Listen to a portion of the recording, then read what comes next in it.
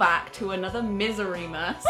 I am here to make your Christmas less miserable, and I've brought an accessory with me here today. An accessory in my crime against misery. Yeah. Have you ever been introduced that way? No, but I like it. If you don't know, hi, this is Ariel. Hello! She's great. Hello! Hello! We are going to be answering an Agony Leena question. So on my channel I have this series called Agony Leena where I answer your existential dreading questions. Yes. And basically, I'd say about 90% of mine and Ariel's friendship is asking completely unrelated questions, pondering down them for like hours on end, wandering down alleys we have no business going down. It's genuinely insane. Like, I thought at the beginning, like, haha, we're so cute. We have just a lot of things to catch up on, I guess. Topics to explore. But it's been this way for years. Yeah. Every single time we talk, we're like, hey, how you doing? Yeah, no, I'm doing well. So how do you feel about the ethical nature of X, Y, Z? And then we talk about it for an hour and we're like, anyway, we had a purpose. What was that purpose? It was to talk about something. Yeah. Yeah, during the pandemic, we've had a call every 2 weeks. And those Isn't that calls beautiful? last between an average of 4 or 5 hours.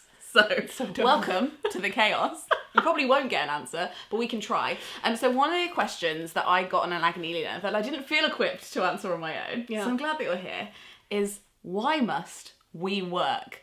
Why must we work? There's 4 words there, but there's so much to unpack. There is so much to unpack. Before we start unpacking, I just want to acknowledge that my glasses are glaring. And there's going to be people that hate that. I hate it too, but I can't take them off. She took hers off. She can't see. If we need one pair of eyes that can see. I'm here, I'm watching. So we acknowledge the glare. Maybe Anyways. that's something that can link to our answer, because there's so many inescapable factors of the world that we just have to work around. Also, I can do the dramatic thing when it gets really stressful. I can like take them off and start cleaning them. Where I'm like, Even damn better. it. I love this question. And I think it's very interesting that my mind has very much changed about this question. Mm-hmm. I think if you'd asked it to me when I was 19, 20, I'd feel very differently than I do here sitting at 27. I used to feel that it was deeply unfair that we had to spend our free time working, right? You get one life.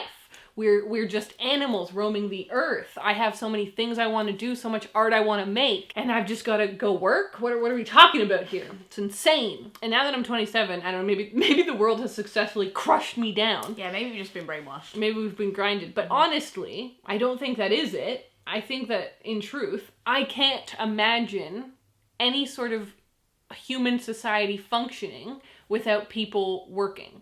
And what we were saying, I guess, was just, how do we define that work? Because there is an interesting difference between work and a job, right? Yeah. And so, like, I often think about cave people, like, genuinely. I'm sure they think about you too. Thank you. Whenever I'm, like, just kind of staring off into the distance, what I'm thinking about is, what would I be doing if I was a cave person? And that thought occurs to me when I'm deep into something that's, like, the opposite of what I think of as cave people. So, like, social media stuff, where I'm, like, replying to emails.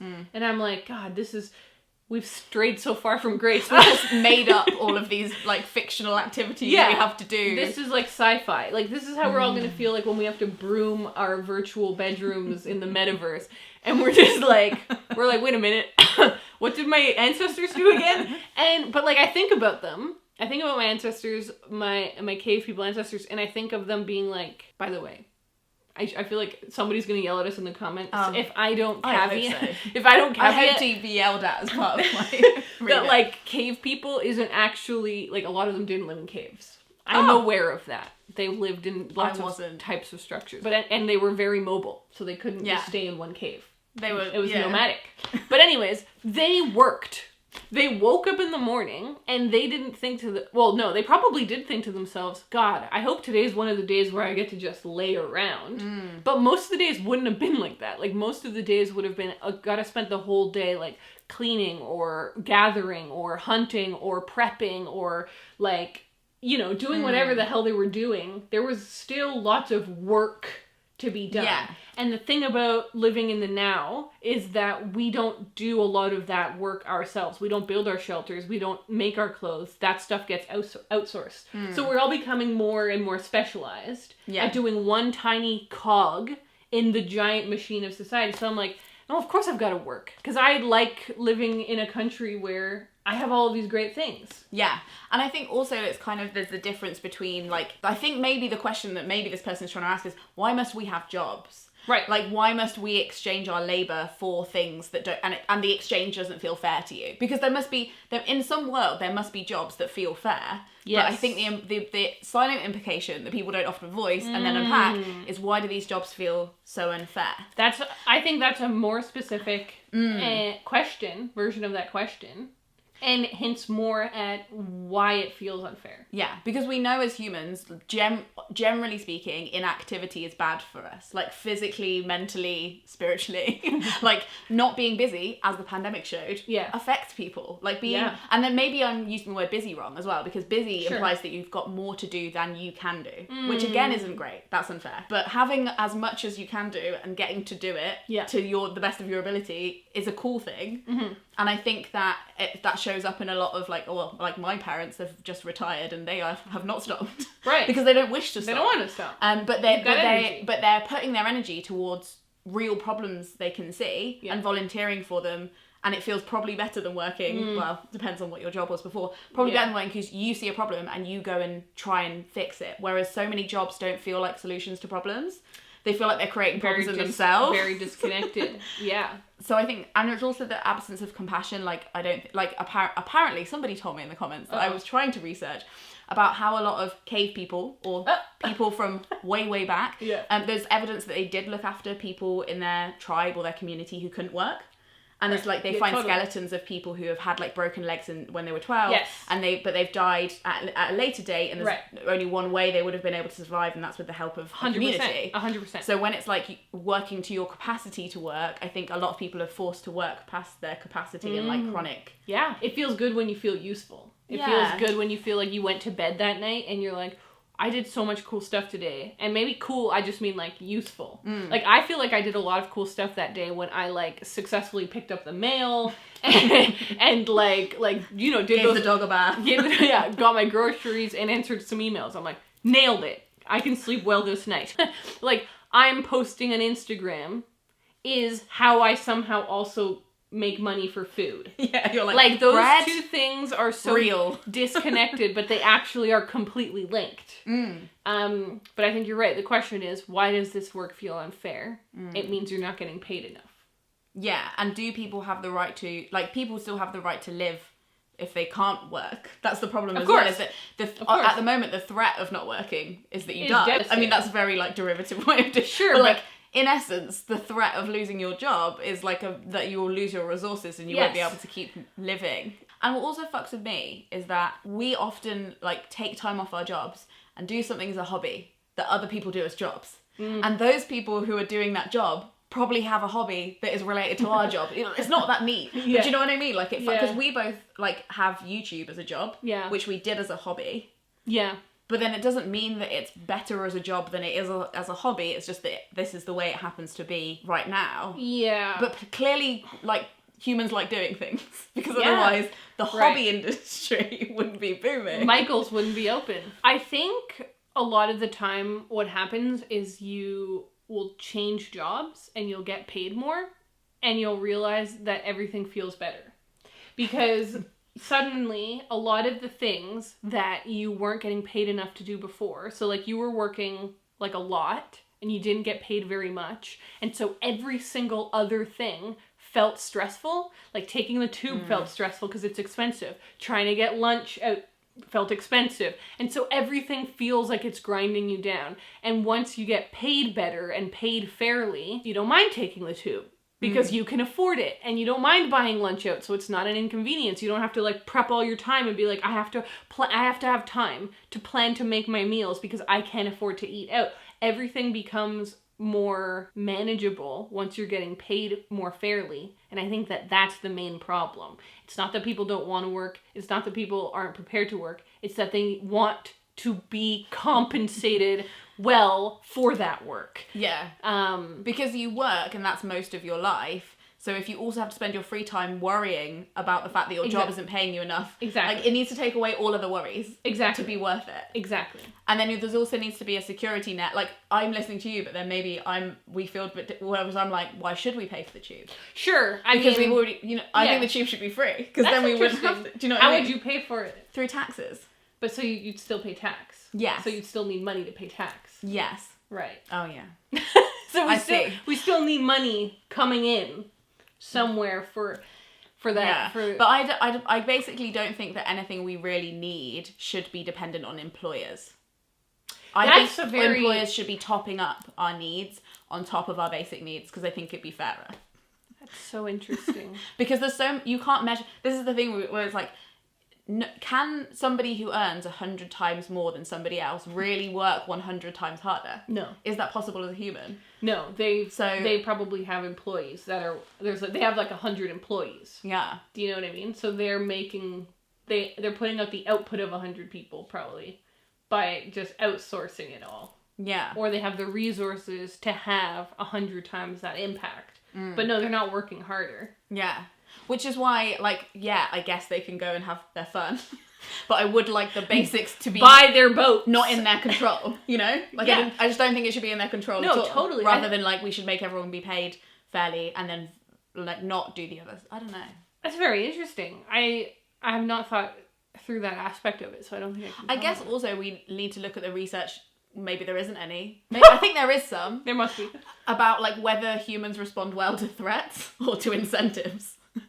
So, jobs are threats at the moment. Yeah. But if we had enough social security, they could be fun and I believe that most humans would. Yeah. If they could, they would. One really interesting thing that's currently happening in Canada, and I say interesting in an all-encompassing way, in a lot of ways it's bad, in a lot of ways it might be good. I'm not, a social political scientist, so I don't know the ins and outs of it. I'm bringing a little anecdote to you. And currently in Canada, we're having this interesting labor shortage. And it's completely puzzling everyone's minds, because during COVID, obviously a lot of people lost their jobs, so we're currently having higher unemployment than we did before the pandemic, which is pretty much what every single country in the world is having. A lot of people lost their jobs during the pandemic.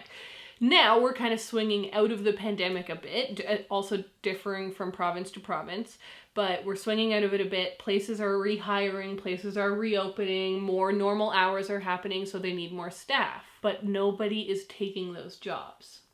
So what's fascinating is I live in Nova Scotia and I spend a lot of time in Halifax, and you will walk down a main street in Halifax and every single shop has a help wanted poster. Help wanted, we're hiring, a we're hiring poster. And every single window, every single restaurant and shop. And you're just okay, how can these two things be true? How can the first thing be true, that we have higher unemployment than usual, and we have more jobs than usual? Yes.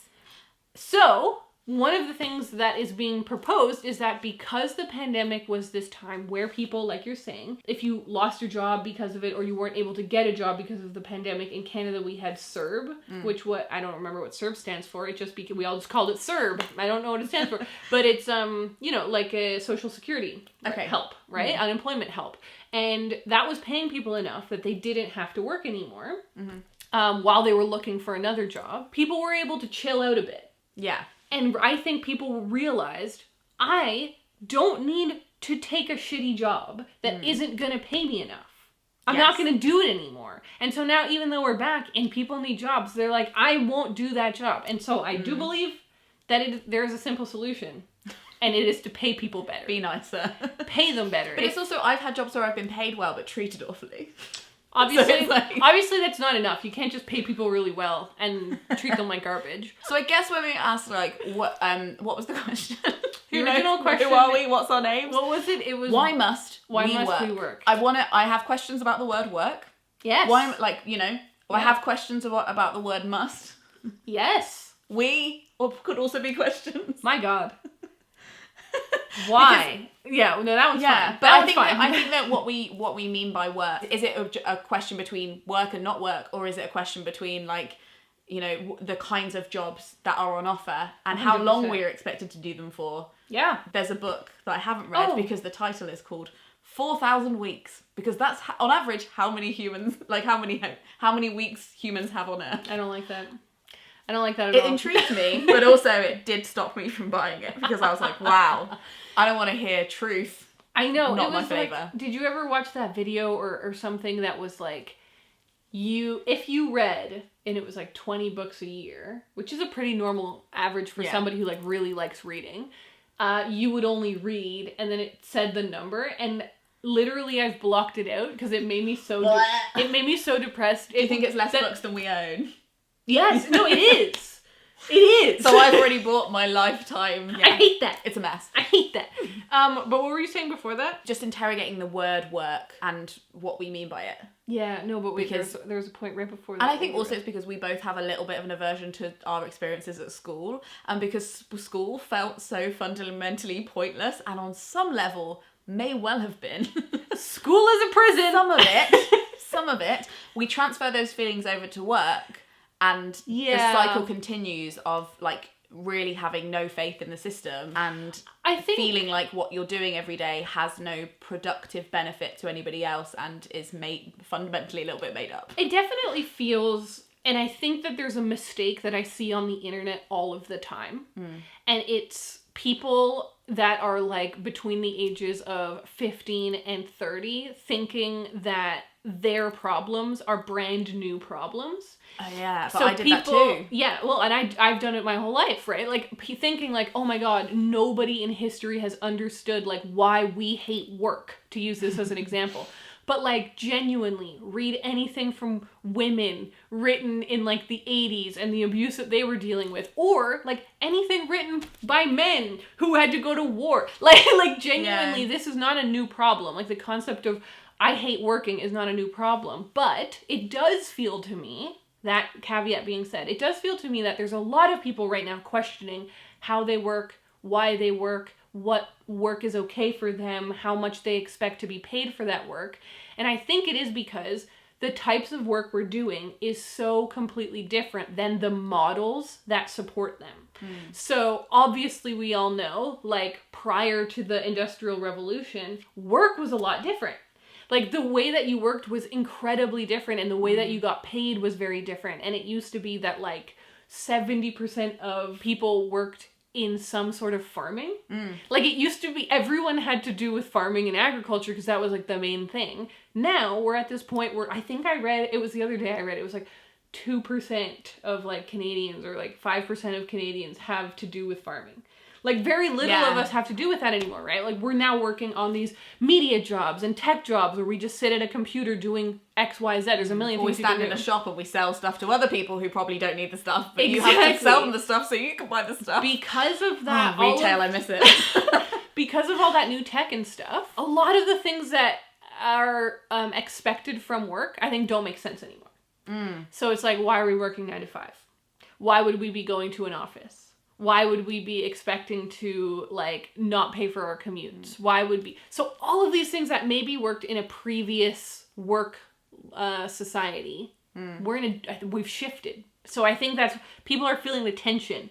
They're like, okay, I get that I have to work. I get that this is the job that I do, but I don't get why I can't work from home. And that's another thing, like the pandemic broke a lot of those rules. And I hope that some of them don't go back, but I don't know. And I guess what I was thinking about when you were talking about it as well is that like, I think what people want is dignity. Yes. And like for some people, like work feels undignified. It feels like it's taking away something. And it doesn't mean that you still have to do stuff you don't want to do. Yeah. But it's the how you're treated. But then I think some people want to walk away from work because it feels undignified and it feels it's taking away the dignity. But a lot of people fight to be able to work. Like women in Britain fought to work because it felt like without the right to work, you're like there's no dignity there. That's a really excellent point. I wanted to make a grand point, and I realized that there was 18 different theses. I want to add statements. I either want to interrogate the question more, or I just want to add like, why must we work without dignity? Why must I think trade is where two equals trade things. Right. But we're not trading as equals in the workplace. So, revolution! comrades. No. Pay people more. I think for me, like, work is like an unsolvable problem that we have to keep solving anyway. Yes. Like, you can't know what the end goal is. I think just fixing it slowly. Yes. And like not is... I agree. I'm glad you said that, because I really agree. Too.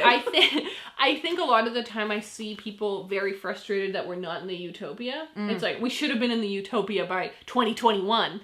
But then you see, like, you read, I think they put it in there as like a joke or something, but like you see, I remember in some movie or something, like there was a woman who was like, this is ridiculous, it's 1912. And you're like, oh yeah, we always think that we are the latest thing that's happened. Yeah, and we're the most advanced. We're the most advanced, and it should have been all figured out. But these are such giant, complex problems that they're never going to be figured out fully. We aren't going to ever enter into a utopia.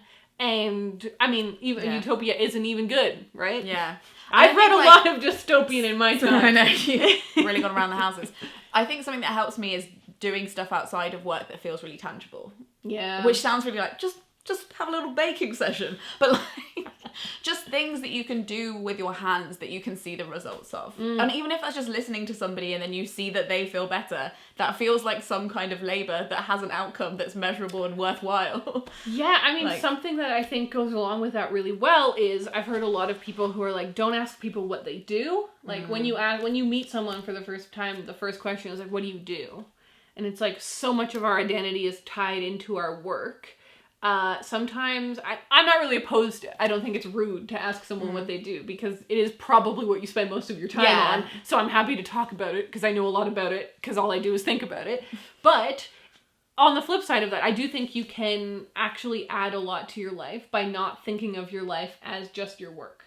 And so if you're like, I have these other hobbies, like for example, I play piano and I never post it on the internet. My job is on the internet. I never post it on the internet because I'm like, I can't give them everything, and I can't monetize everything, and I need to have some things that are just for me, and are like that make me feel like there are parts of my life that aren't about making money.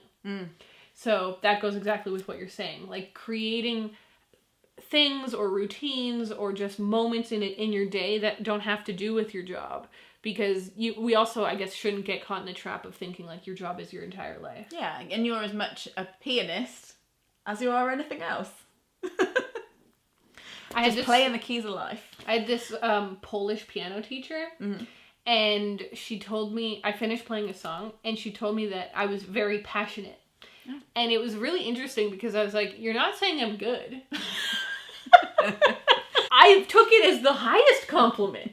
I was like, thank you. I am passionate about piano. I really like playing the piano. Like, it's important to me, and I practice the song a lot, and maybe I wasn't, like, perfectly on time the whole time. Maybe my crescendos weren't as loud as they were supposed to be. But, like, I had a good time playing it. So, I guess I bring that story up because it had nothing to do with my work. It has nothing to do with my work, but it's still an important part of me. Yeah. Right? So... And do you think it would change if somebody turned around to you and was like, I want to pay some money to play the piano? Would you take it? How much money? Always the question. I like it. Would smart business lady here. Would I become a concert pianist and travel the world for millions of dollars? Okay. You've twisted my arm. Why must we be concert pianists? But yeah, going back to what you said, I like your point that it is something that we probably will never solve, but is worth grappling with continually. Yeah. I think some people are going to love their work and some people aren't. Some people are going to, those people who like knew what they wanted to do when they were 10 and then just went and did it. It's usually vets. Yeah. I've noticed. Yeah, right? I used to want to be a vet though, and I didn't follow through. Damn so it. I guess. Well, a lot of the people that I knew in grade school were like, I want to be a vet. And then they became vets. And I was like, incredible. That's so cool. Like, I did not know what I wanted to do when I was a kid at all. But I think some people are going to be passionate about it. Some people aren't. For some people, they just go to work, then they come back, and they get to work on their train models. And that's what their actual passion is. So it's like, you can have some passion for work, no passion for work, all of your passion for work. There's no correct answer. Yeah. You can't, there's no cover-all. Yeah. I guess what I'm thinking about is that when I was younger, like you were saying, like, I felt like I had to fix stuff. So I guess I used to think, oh, I want to fix work. Like, we need to fix work. Yep. And I actually think I am not the person who's going to fix work, but I could be one of the people that tries to improve work. Yes. And I don't think that the goal should be like, oh, we can't fix it, so we'll just walk out. You can advocate for yourself, and you can advocate for your friends, and you can have conversations with your friends where you're like, they're not paying you enough. That's not fair. They're not that's like continually our conversation. Yeah. But I think that you're right. We're not going to be the ones that fix work. But that doesn't mean you just shut it down. No. And stop thinking about it. Yeah.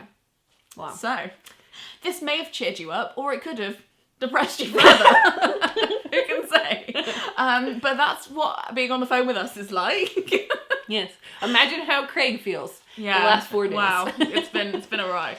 But thank you so much for watching. Obviously, Ariel makes incredible videos. If you don't know about them, and if you want to watch her do up her incredibly haunted but incredible house, you should watch her videos. There's definitely ghosts in there. And if you want to watch any more of the Miserymas videos, they're on my face right now.